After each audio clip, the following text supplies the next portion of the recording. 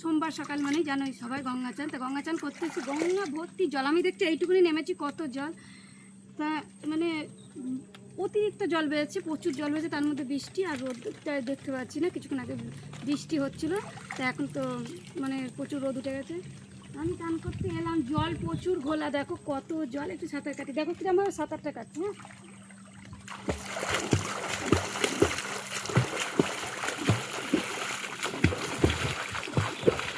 হ্যাঁ দেখো কত কলমি শাক, কলমি শাক তো আছেই, তার সঙ্গে আছে পানা, আছে কচুরি পানা। আর এখানে প্রচুর জল, মানে এখানে দাঁড়ানোর কোনো উপায় নেই। তা আমি আজকে একটু ঘরটা নিয়েই সাঁতার কাটলাম, কেন আমরা গ্রামের মেয়ে, আমরা অনেক কিছুই জানি।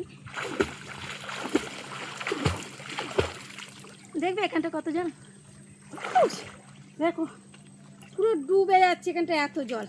ওখানটা কত জল, ওখানটা কোনো দাঁড়ানোর পজিশন নেই। আর এখানটায় না এই কচুরি পানা আছে, অনেক কলমি শাকও আছে। তা তুলবো না, কারণ আমি বর্ষাকালে কলমি শাক খাই না, ওর মধ্যে পোকামাকড় ঢুকতেই পারে, তার জন্য খাই না, বুঝলে।